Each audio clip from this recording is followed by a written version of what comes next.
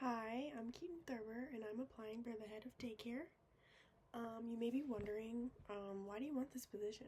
Well, think of something that makes you happy. Now think of a position, or career, or job that fits it. We have all heard the phrase, do something you love and you'll never work a day in your life. For many people, they can't figure something out to do. But I could. It's possible for me to do something that I love. I've known from a very young age that I've been wanting to work with children one way or another. First, I'm going to tell you what I would do with this role, and then I will tell you my story and what's driving me into this career, and finally, I'm going to tell you what I'll do to continue to grow in this field. First, let's talk about the role of this position. So, hold on, okay. First, let's talk about the role of this position. This position, just like any other child development position, is very important to both society and the families and children. According to the public schools of Maryland, people in this profession are in charge of emotional and cognitive development as well as social communication. I talked to my mother, as she has a degree in childhood development, to learn more about how important it is. And I talked to her because she's taught everything from preschool to college level courses.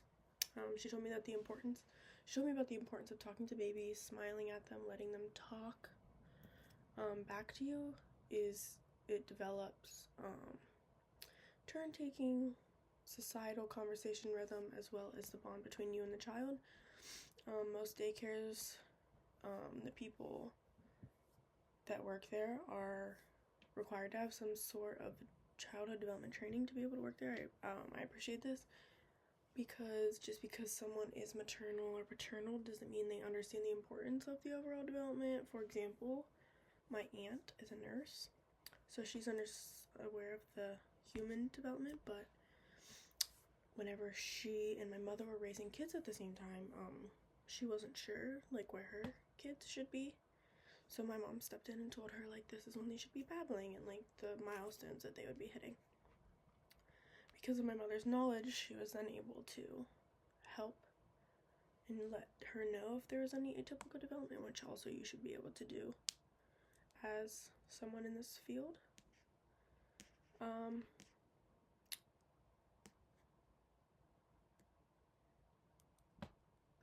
The importance of, now I'll tell you about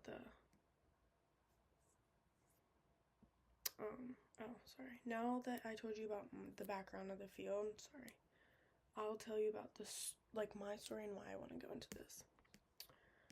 So I have a lot of reasons for wanting to do this. As I said before, my mom's a teacher, so as a child, I wanted to be her, how as kids you do. I have 2 younger siblings, so I always wanted to play school with them. As I grew up, I was very drawn to working with kids, so I eventually got some babysitting gigs, stuff like that. I never wanted to be a teacher, but I always wanted to do something for that. But I wanted to work in a place where I could work with kids, but not in a classroom. So I got a job at a fitness facility in the childcare room, and although I only watched the kids for a couple, maybe an hour and a half, I enjoyed watching them learn and grow and being able to teach them. So I started looking around, and right now I'm studying in college to be an early intervention speech therapist. So I am working at a daycare, and now that I work there and I see the same kids every day and for mass amounts of time, I like that I'm able to watch them daily grow and get better and be able to make them better. Now that you know why I love the career, I'm going to tell you how I'm going to continue to be better and put my knowledge first. I want the best I want to be the best whenever it comes to the knowledge of all development topics. One reason that I'm going to continue to educate myself is because I want to be like my mom and like be able to help the parents.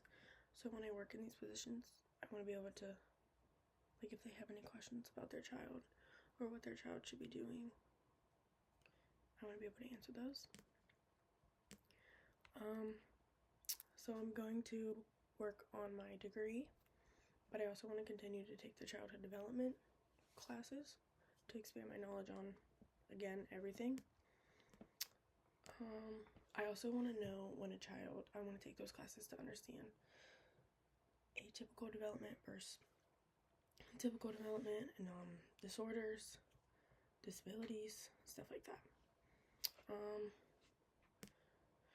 The reason teachers should be educated and have passion in this field is because we're not just teachers, or I wouldn't be just a teacher.